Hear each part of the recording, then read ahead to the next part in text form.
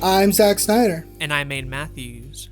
And welcome back to another YouTube podcast. One-stop shop for anything and everything related to YouTube. The show where I woke up to be greeted by two cops in my underwear. Oh, shit, for real? Yeah. This is a fun kind of story. So, parents and stuff left for work like they normally do. And that's around 7 or 8 a.m. Now, usually around 7 or 8 a.m., Aden is in one of two moods. He is still awake, despite being up the entire night, and is working on something. Or, most likely, he's asleep, having just gone to bed. So I'm in bed, sleeping, normal day-to-day stuff.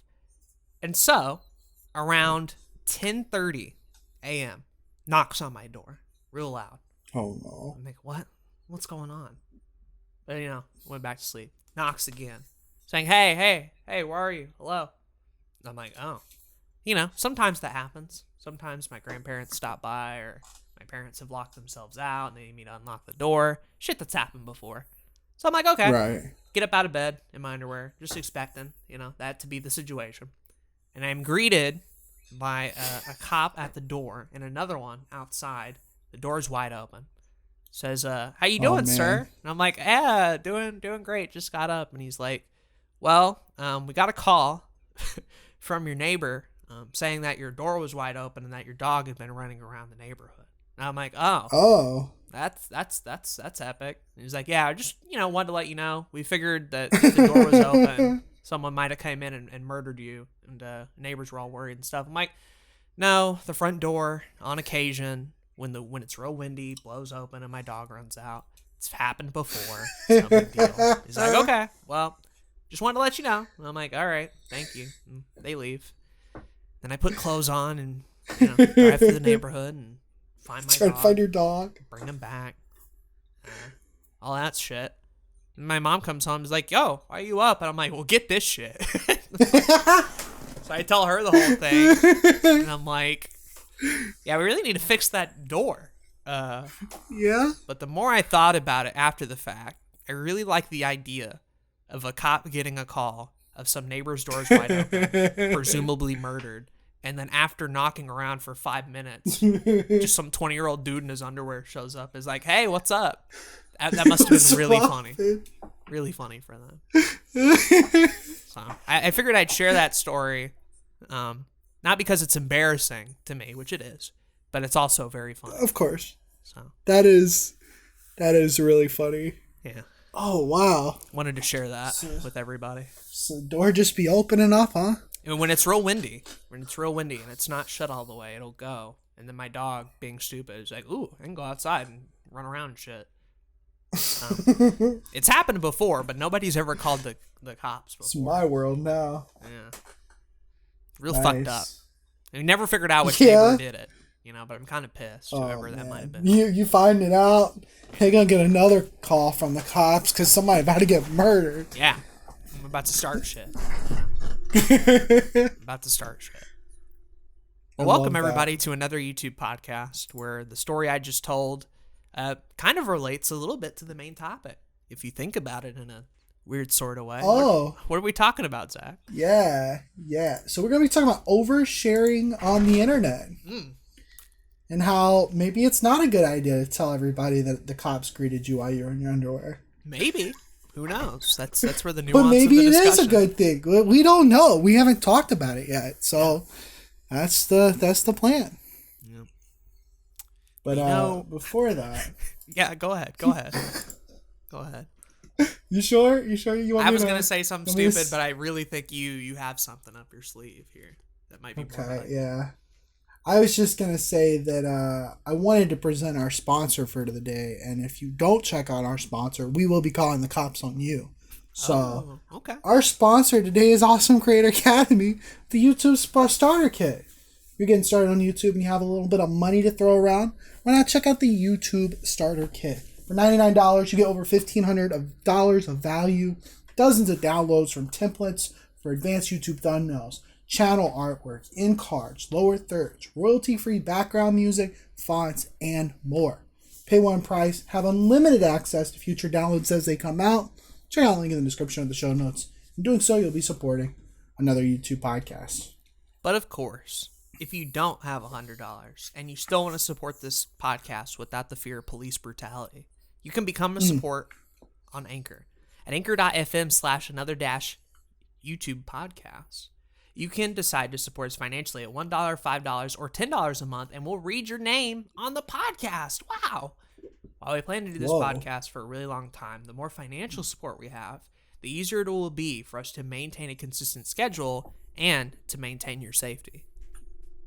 So, might want to think about that next time you decide that we're not worth supporting. Do you really want to be safe tomorrow? You know, it's not a threat. Yeah. That's just a fact of life. So I don't want. Not even the prison thing you got to worry about. It's the cops killing you. Right. That happens a lot. It does happen a lot. I'm very lucky that I didn't get attacked. So I'm happy. I'm happy for you. Could have happened. You never know. Thank you, Awesome Creator Academy. Thank you to Anchor. Thank you to Zach for the segue. And thank you to everybody just listening. All right? You're epic. We appreciate you guys. You're epic. You're epic. Yeah. Cool. So the other day, I got recommended a video on YouTube from a podcast called Crazy Stupid Fangirls. I was like, what is this? It's the podcast of the YouTuber Elle Mills, which I've mentioned before on the podcast before. You have. She got really, really big a few years ago. I think it was like 3 years ago. I checked on her stuff. It's like really well produced content aimed towards teenagers. And one of the big kind of themes of these videos were kind of like sharing things about her life. And one of those would be like confronting my boyfriend's ex-girlfriends. And it'd be like, LOL, he's in this room with all of his ex-girlfriends. They talking shit about him. Or asking my crush out on a date. Or like, these very big YouTuber things. But her most popular video at 5.6 million views is coming out. Right. So, pretty big deal for somebody to make a video about it, and then that be their most popular video. And then also Elle had like this big kind of breakdown on YouTube, and that went viral as well. And so in this podcast episode, they're talking about their regrets to coming out online, but also just kind of like in general oversharing on the internet. Whether that's talking about in your YouTube video, your podcast, things that has been going on, or whether you're posting too much on Facebook or Twitter about your life.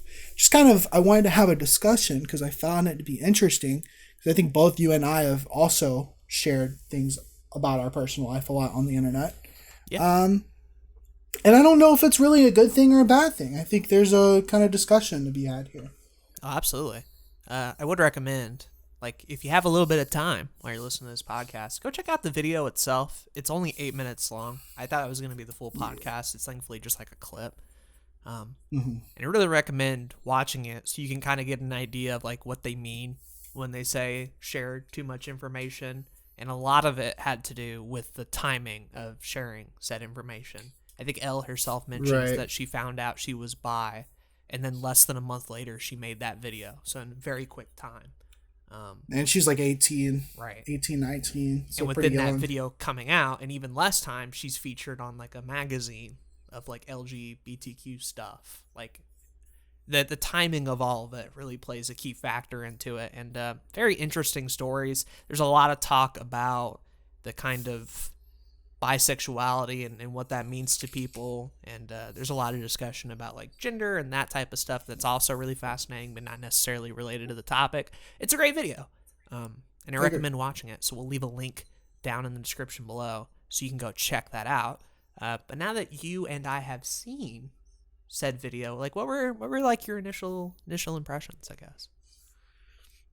The reason I watched it is because I was like, yeah, that sounds about right. I could see how somebody would regret, like, not only talking about that big part of their life, like, to a public forum, but doing it relatively quickly.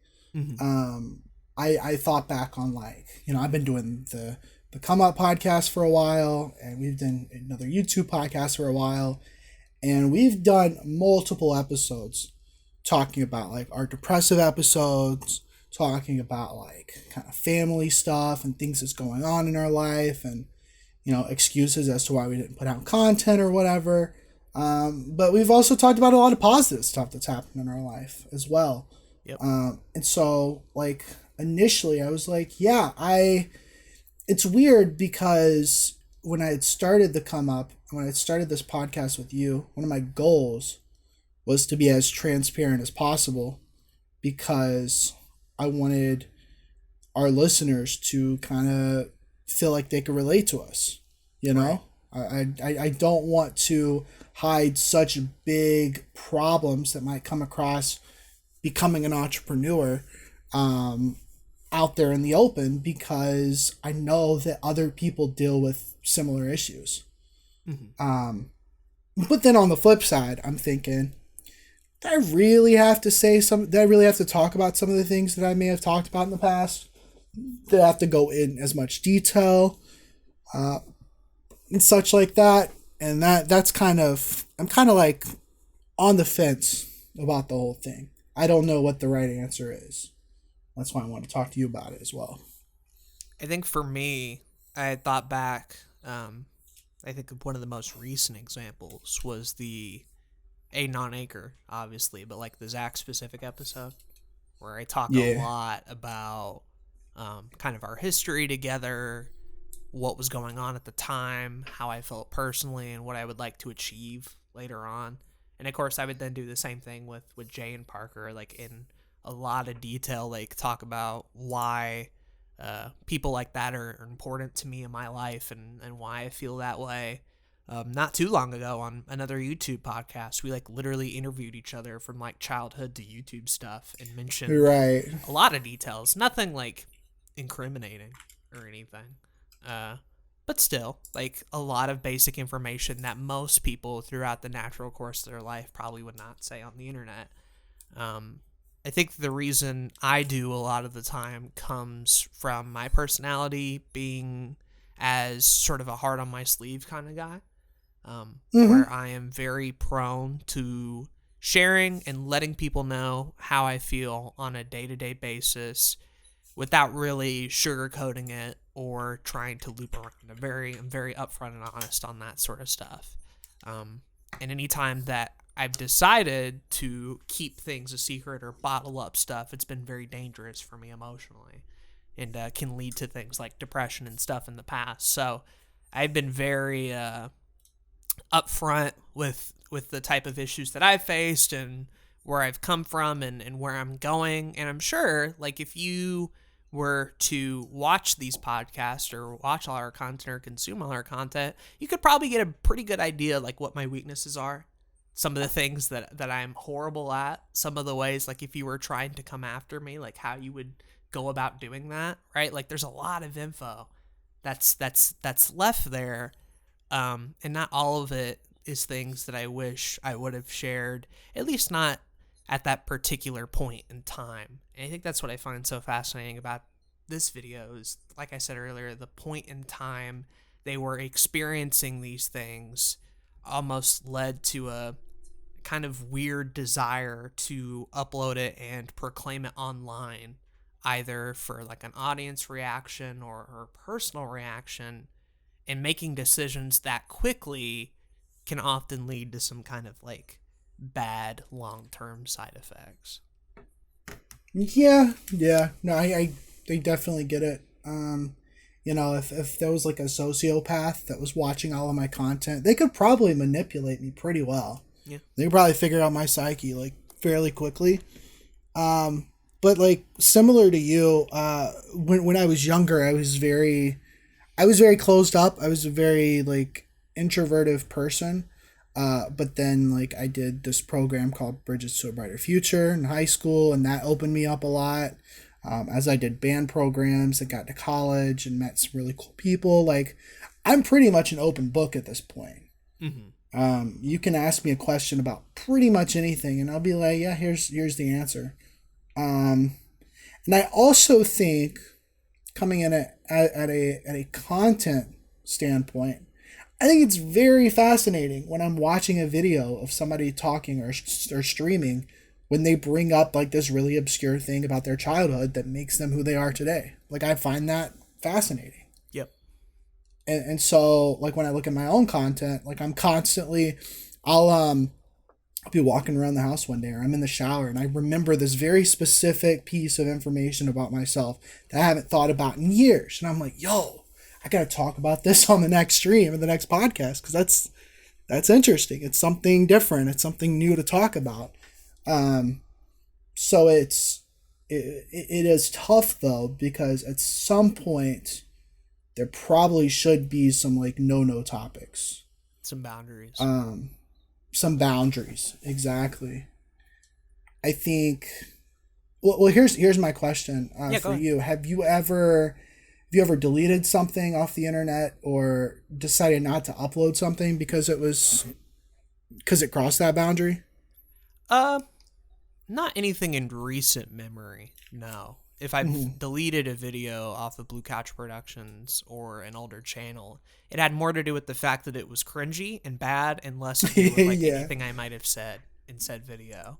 However, there was a time before YouTube when I was on Splutter forums and Animaster communities when I was very young and not kind of like schooled in proper internet culture and like etiquette type shit.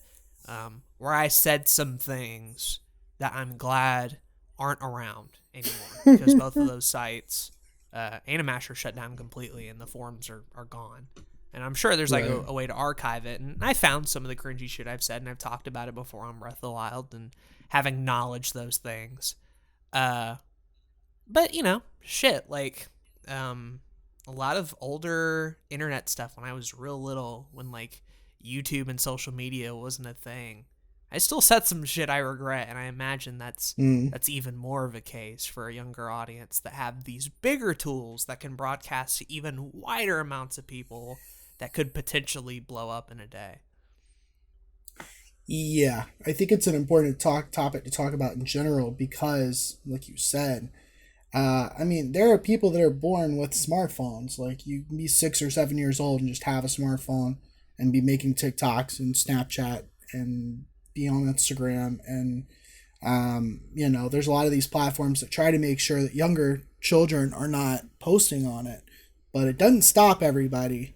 And I can just imagine, like, oh man, I can't imagine what I would have put on the internet had I had access to those tools as a kid. I was very lucky to start Twitter as an adult, start Facebook as an adult, start my Blue Couch Productions channel as an adult. I had younger YouTube channels for sure, and again, those things are gone. There was nothing horrible on them. But even when social media was coming around, I didn't have a smartphone at the time. I had a flip phone, right? That's all I could do. I could play Tetris on it occasionally. Text one or two friends, you know, and that was it. That was all I had, and in a way, it kind of left me like very unprepared for like the world of social media stuff, because I had to learn that as an adult and try to figure that shit out and things. But I would much rather have the experience I'm having now, where I felt like I was too late rather than being too early and too young. Oh, for sure. I think there's something to say about, like, you know, the Zach and Aden that were 7, 8 years old was a different person than the Zach and Aden that was 16 and 20. And now I'm 25, and it's like I'm a completely different person than I was 5 years ago. You can see that in the context of this podcast, for sure. Yeah, you can see it in the context of the podcast and any other kind of content I've put out there. But it's like, I mean, I remember I used to make political tweets or political Facebook posts that I completely disagree with now. Like, it's completely not my thoughts at all.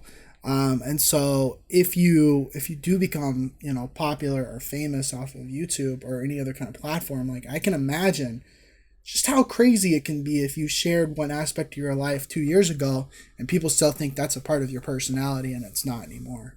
Right. Like, that's got to be... You have to be a fan who's up to date with everything to truly like get the most perfect Yeah. picture of you. And you can't expect everybody to be that way, of course. That's how YouTubers who've been around a long time, like PewDiePie or whatever, will make a mistake, and then people will bring up a post from 6 years ago without the context, and it's like, well, if you don't know the context, you don't understand how that's different and how that person has changed and everything that goes into it. You're looking at a baseline picture of somebody 4 years ago. A very like funny example, I think, because it has nothing to do with me or Zach, is like just yesterday. We were listening to like YouTuber music, and of course the new Dream song that came out, and it was bad. But I'm like, let me give you the YouTuber music of like my era, right? Like when I was watching YouTube, and I put the song "Doing Your Mom," a classic, a meme, if you will, and it was very obvious listening back onto that. That it's not only not funny, but like poorly produced, shitty, a lot of dumb, mean things are said in the track. And It's like, so bad. How on earth was this acceptable? But like, I very clearly remember when it came out, the like notoriety it received, how popular it was, how it boosted that man's career. And it's like, so not only was that shit acceptable several years ago, but it was relevant. It was popular. It had people on the internet loving it. Oh, yeah. And that wasn't that long ago. It was less than 10 years ago. No. That was less than 10 years ago. There was a whole culture around like edgy content on YouTube for a while. Yeah. And it's like, now if you did that, like you'd be canceled. You'd be gone. Yeah. For good reason. It's reasonably so. Like, it's not... Usually it's not funny, it's not entertaining, it's just like you being an asshole to other people. Mm-hmm. But yeah, no, absolutely. There's definitely something to say about like, you know, a lot of people talk about YouTube and keeping up with trends and that kind of thing. And the trends in 2012, 2013 was making shitty music and being edgy and that kind of thing. Like if you kept up with it, then probably you should make sure that content is no longer on the internet. Like, you know? Yeah. I guess going back, I had asked you if you'd ever deleted anything or didn't upload anything.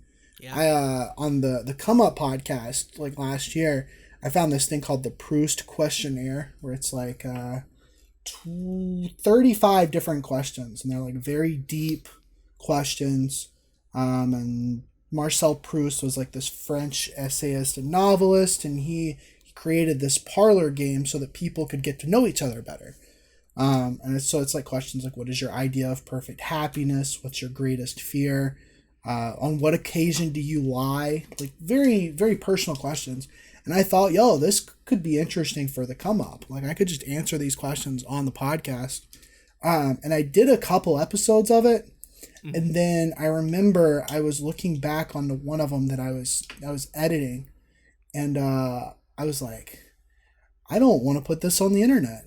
This is the first time like I kind of found a boundary where I was like, I don't really want to talk about this right now on the internet, and so I just never uploaded it. Yeah, I had no idea. Yeah. It was like it was a lot of very like personal stuff about like that family event that happened a couple of years ago. I was getting really into details about certain aspects of it. And I was like, it's not worth it to go on there. But I think like, I'm kind of curious if everybody has something similar to that. Oh, for sure. I know there's right? Like there's a lot of people that end up not uploading something because they didn't think it was good. And I obviously would encourage you to go ahead and upload something, even if you don't think it's good, because eventually you'll get better. But if it crosses a boundary, I know a lot of YouTubers get questions a lot, and they'll do like Q&A episodes, and sometimes answering that question could be crossing a boundary. Like, be okay with not answering it. I'd argue. It made a tweet a while back that kind of got a little bit of confusion.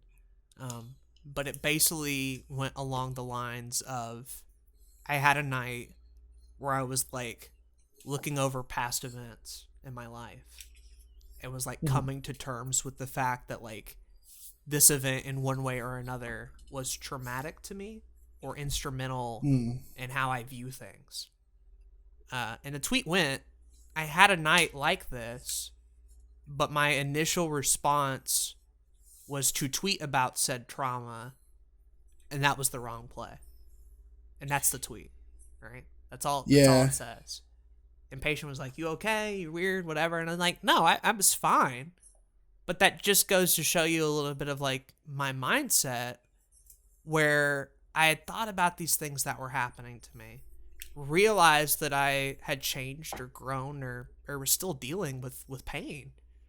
But rather than like dealing with that pain, weirdly my brain was like, "Oh, I gotta tweet about this. I gotta make a thread about this." And so while I did put out that tweet saying I wouldn't do it, just so I could have the content that my brain wanted, it could have easily said some shit that I probably shouldn't have, you know, because it's not only like not helpful to other people, it's not helpful to me to share it as much as I thought it would have been, you know. No, I get that. It's you know, a lot of people should probably go to therapy, myself included. But when you don't go to therapy, sometimes you find the internet to be your therapy session. And so very, very often in the past, I too would like be down in the dumps or I'd have like an issue. And so I just tweet about it. I'd be like, here's my 7 tweet thread about what I'm going through and what kind of experience I'm getting out of it. And maybe like trying to give advice to other people, even though clearly the advice is for myself. And then I think it was about a year ago, I was like, I'm not going to do that no more. And so now my Twitter is just shit posts. Which is way more epic. I like it a lot. But even making a tweet about how most superhero movies aren't good. Like I feel weird about posting that because I feel like it's not funny enough. It's just me reflecting about something that I'm feeling currently. Like, who cares? Yeah. But no, it's less on the who cares part, but more on the tweeting or making content about some emotions that you're having currently will not fix the issue. Nope. At all. Sometimes like talking about things definitely helps. And I think that's why I'd put out a lot of like podcast episodes talking about what I was going through, or why we've talked so much on this podcast about it. But to your point, it hasn't fixed our depression. You know, to your point, it hasn't fixed our depression. Yeah, it didn't solve any issues. And on top of that, like sometime around the end of last year, you and I had a discussion off podcast saying that we were going to try to keep a lot of that out of another YouTube podcast because it was like, it was hurting the show too. I made it a point on my year goal list of like things I wanted to do and projects I wanted to do. You know, YouTube had all these videos, and Twitter's like post once a day, and on Anchor try to get an episode out a week. But on another YouTube podcast, I had put I think 3 specific goals. And one of them, like very clearly in like bold text, is like, try not to make every episode so heavy, you know? And that's just the thing I wrote down. Like, did I succeed at that? Obviously, there were still heavy episodes of the YouTube podcast that came out. Like, it didn't completely get rid of them or whatever, but it came after doing one of those year on YouTube episodes where most of it was negative. And it's like, yeah, this is helpful to talk about, but the final product was worse because of the negative energy throughout it. And not only did it make the episode worse, but I think it kind of put me and you off to being like, I don't want to record for a little while if this is what every episode is going to be. And it stopped being that. And I think that's for the thankfully. best. Yeah, 100%. 100%. Because, I mean, there's a whole episode I think we didn't put out because it was too depressive. Yep. And that was at the end of last year, I think. So and we still talk about I think we've done a good job. Depressing things. Like, you know, me and Zach will go on fucking late night ass calls talking about, you know, really kind of deeper topics and depressing shit, but like it's not for content, right? It's not for people to listen to and get something out of. It's for us. It's for us in the moment. So I think when you were talking about boundaries, probably like number 1 on that list, is probably like traumatic shit, or like really Yeah. depressing shit that you are still going through currently and feels close to home.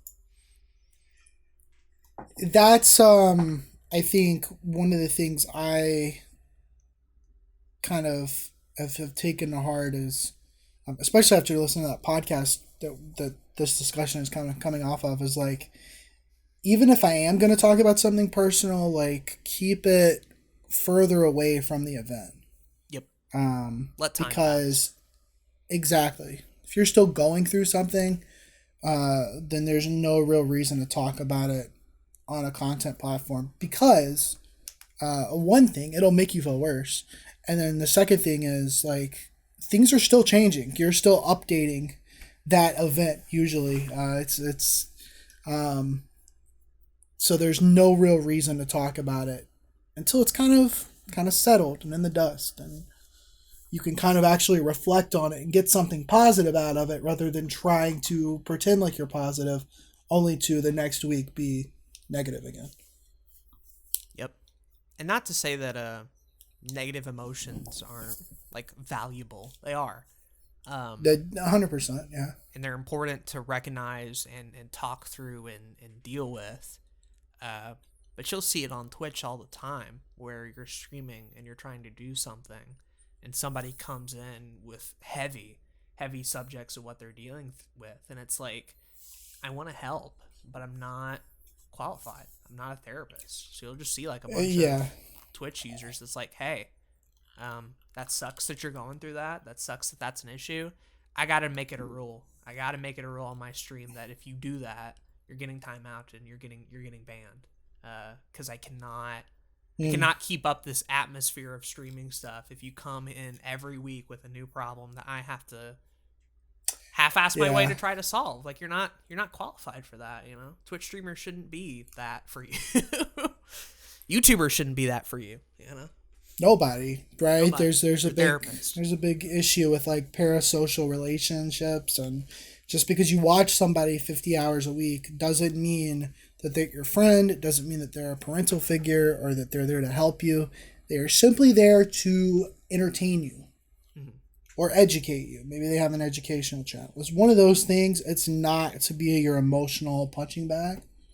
And that's hard to say. Like, it genuinely is, because like you said, like, I'd love to help people if they're going through things. I'm a pretty good listener. You know, I feel like I give fairly solid advice when it's appropriate. And so if somebody comes to me with an issue, like, I want to help them, but like, if I'm streaming or if I'm making a video or I'm on a podcast, like, unless it's YouTube related, there's very little ways that I could actually help you in a meaningful way that isn't just, yeah, man, that sucks. I'm sorry you're going through that. Like, it's frustrating, but you're absolutely right. I think not only as a creator do we have the responsibility to not bum ourselves out on content for the listeners, but also, if you're not a creator and you find yourself constantly bringing your problems into Twitch chat or YouTube comments, like, try to not do that as much, because that can hurt the environment there as well. Absolutely. It's just inappropriate at a certain point. It is. If it's brought up enough, right? And depending on the context of the video, just isn't helpful. But I think there's places to talk about those things. Yeah, there's places. There's outlets, there's DMs, obviously. Like, yeah, I have no problem of trying to be helpful in a DM or stuff, but when it's a public forum, that can lead to things where I don't have much to say. I also think, though, that part of this problem that we're dealing with, both from a viewer and creative perspective, is that platforms like YouTube and Twitch are so personality focused. They're so built on storytelling and sharing experiences and helping people through those experiences, whether it's how-tos and things that went on in life and whatever. And you're encouraged so much to share things about yourself, not only for like algorithmic gain, right? You're posting more content, you're doing that, but also for like an audience connection, right? The more you talk about yourself, the more you seem trustworthy, and being a brand that is filled with integrity and filled with trust is like the best thing to have if you're an online content creator, which is good and all. But one of the dangers of personality driven content like that is when it gets a little too, a little too real. And I think that's what this video touches on really well, is that like YouTube as a platform, Twitch is a platform, kind of in very subtle ways, almost encourages that type of oversharing behavior. To where, yes, part of it is on you, the creator. Part of it is also on these platforms for pushing that shit in the first place. Yeah, I mean, I guess the one thing that we haven't talked about yet is how if you've got like this big thing happening in your life, it probably will get views. Yep. People, especially if you're a public figure already, like people are interested, a little too interested in other people's lives, and so if you use that for content, like it'll probably there's almost like this loop of, oh, by oversharing, I'm being incentivized by getting more views or money or whatever it may be. Therefore, the next big thing that happens in my life, I should overshare that as well. And then it's just this cycle. And again, like you're probably not going to feel better by doing it. And also, like it's just going to create a completely different atmosphere than you probably originally intended for your content to begin with. It also creates a bit of a cycle too, where it's like, okay, you said this personal thing, you got views, that was a big thing. It also encourages to like, all right, well, what's the next big reveal, what's the next big personality moment? And it's almost like you're trying to rush through life a little bit to either manufacture something that's not true or exaggerate something that happened to try to reach those heights that made that original piece of content pop.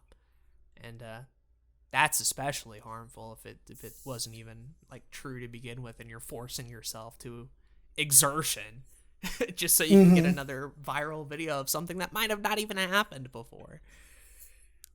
Again, bring it to like this podcast. I remember we were talking about like what was going on in our lives for so long, and it was like depressive episode after depressive episode, and I was like, damn, well, I guess I need to like hurry up and get feeling better so that I have something better to talk about. Right. It's like, no, you just don't talk about it. Like, it's just not, it just shouldn't be the topic of your episodes. Yep. Because it's almost like every time we had one of those episodes, it created a bit of a trend and expectation of like a 3-act structure type shit. We mentioned the topic, we talk about the problem. So the third act has to be the resolution. And so we always try to end those depressive episodes with here's the good part, here's the good side of that. And 90% of those like either aren't true or weren't true for us in that current moment. You know, that's a lie as clean as it comes. Because it kept happening. It kept happening, and every time we over and over again, we wanted to make a little resolution to tie it up in a bow and be like, it's good now, it's good. You've done it before in Come Up. I've done it before on Aden on Anchor. Of like, well, I can't justify 40 minutes of depressing bitching if there isn't a solution at the end. So you just make up one. Make up a solution. Just lie. Just don't. Like, I did it on YouTube in 2013. Like, you know, like there's been multiple times where I'm like, I'm so busy in life I couldn't put out content. But here's all of my plans for when I get to feeling better. And it's like, that just makes it feel worse because you don't follow through. Mm-hmm. And, I mean, I think we see it a lot in terms of people trying to be successful online. Again, seeing it in myself to where I talk about all of these things. The entire structure or original plan of the come up is talking about the come up to becoming successful, right? And so like there's almost like this incentive of, okay, well, Zach, you got to start doing things to make it actually happen. When in reality, like life is life. Everybody's going to go at their own pace. Like I don't have to do a million different things every single week to get to a success goalpost quicker just so that I can say I did it on a podcast. Like it's ridiculous. Yeah.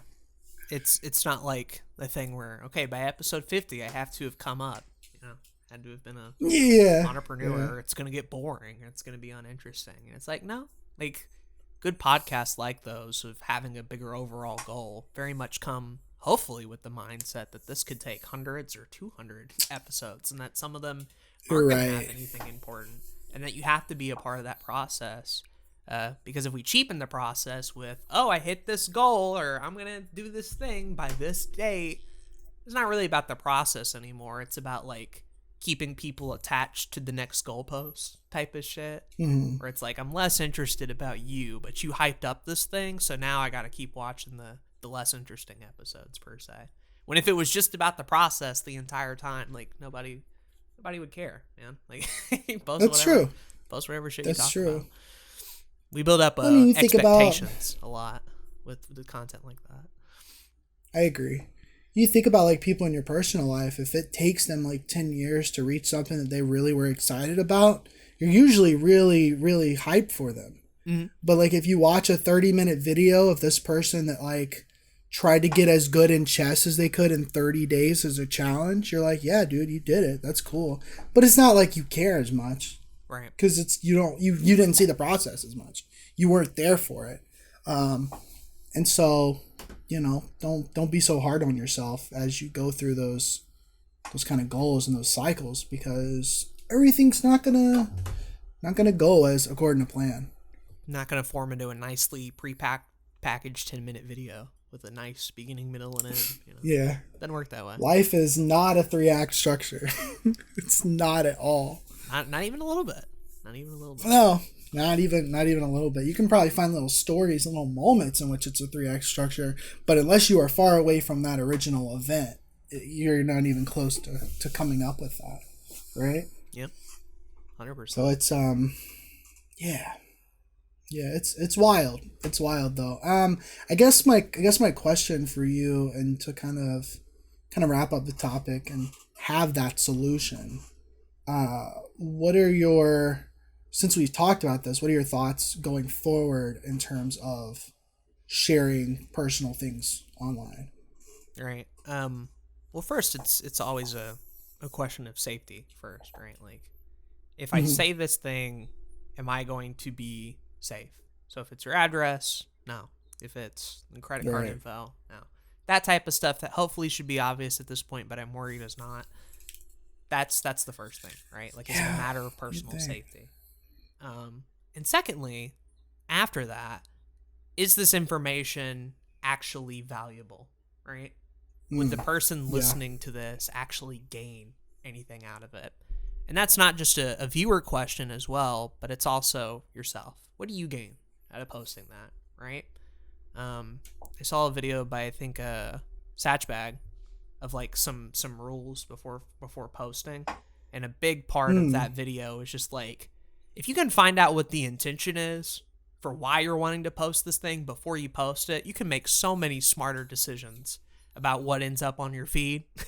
If you can just take a step back and be like, am I posting this for conflict? Am I posting this to get people mad? Am I posting this to help? Is it actually helpful? Like, that type of stuff. I'm just going to dumb it down and be like, do you get any value personally? Does the viewer get value? Do you get value personally?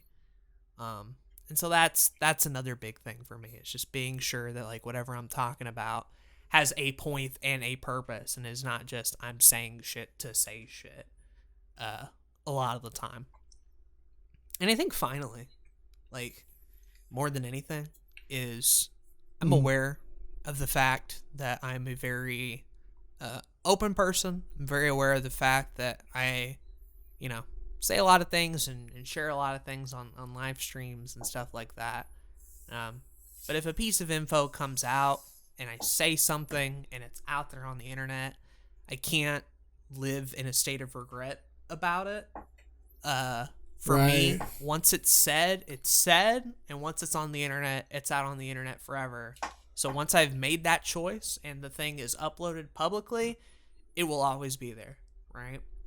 And so with how long I've been doing this, it would be more of a mental burden to me right now if I were to go through every decision with a fine-tooth comb and be like, should I have done that? Should I not have done that? Oh man, am I going to regret this later on? Like, I can't live life that way with my personality and how I have a tendency to bottle up things like that. I gotta be able to have my outlet, and I can't regret every little thing and hyper concentrate on every single little post. You know, what's said I is agree. said. You know, I still believe in the adage of like being yourself. You know, at a Well, certain and at the end of the day, it's like the more you upload, the more decisions you would have to constantly think about whether they were right for the situation or not, and that's just too much mental overload. Like it's too much. I can't live in the past. You know, No, gotta be myself. I gotta take it day by day. Gotta make my own decisions. That type of shit. So that's the third thing. It's just like what's happened. Can't live with regret type shit. The best goal is to have learned from it and being like, oh, that's where I fucked up. Cool, move on.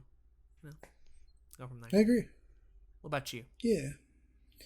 I mean, I honestly couldn't say any of that better myself, but I guess to kind of like add to it, it's the things that I bring to this podcast and that come up specifically. I try to be intentional, way more intentional about what I'm bringing to the table than I used to be, because a year ago, I'd just say whatever happened. If it was nothing, I'd joke about it. I'd talk about the depressive shit. I'd be like, here's how I'm trying to fix it. But like, let's be honest, I wasn't trying to fix anything. So, like, moving forward, and after we had that discussion at the end of last year, like, I have been very, I even kind of changed the come up a little bit and like started talking about movies more and talk about other things that I was doing so that I could kind of not necessarily deflect, but like, talk about other things, more important things to me and more important things I feel like to an audience. I don't like you said, I don't want to have what I say and not have any kind of entertainment or educational value whatsoever. Yep. So having that intent, I feel like is super important to me on all platforms, all the way down to making a tweet. So I wouldn't use yeah. any social media with the sole intent to vent and nothing more. You know? No. I did it for a while, and I it just doesn't help. I've thought about making another Twitter account to do that before. It's like just so that like I don't get clients involved in it or whatever. But like it doesn't matter. Like it's not something that's gonna help me. It's not gonna help anybody else that's following it. It's just gonna be sad. Yep. When I could just be doing other things. So yeah. And I think the other thing, just to wrap up, is like thinking about doing a personal channel soon. There's a lot of people that get involved in personality and vlog type stuff. And I think something that I'm definitely going to have to battle with if I, start doing that type of stuff is like we talked about earlier, trying so hard not to manufacture events in my life to happen or to wrap everything up in a bow with a point, I got to be really comfortable with the fact that like if I do like a vlog on the personal channel and nothing happens, and that's totally cool. Right. Because the alternative of making shit up is only going to be something that I hate way more than just a standard boring video, I agree. Yeah. Try not to. I know it's very tempting, giving YouTube and Twitter runs the way that it does, but try very hard to actually be genuine about yourself and what goes on in your life if you decide to share it. You don't have to. You don't have to at all if you really don't want to. This is true. Don't feel pressured like you have to. No. I still find it important for myself to be transparent in certain aspects of my life as an entrepreneur, as somebody who wants to help people that are on their own journey coming up as an entrepreneur or creator or whatnot. Like I want to still be transparent in certain aspects of that, but it doesn't mean I have to share everything. Yep. And I think that's the same for everybody. Find your boundaries, right? Yeah, like if you can get a list. That's kind of the big thing. Early on, like when you're starting of shit you will not touch, that will save you so much. And be broad. Yeah. Be broad. Like you don't want to talk about politics, write it down. You don't want to talk about family, write it down.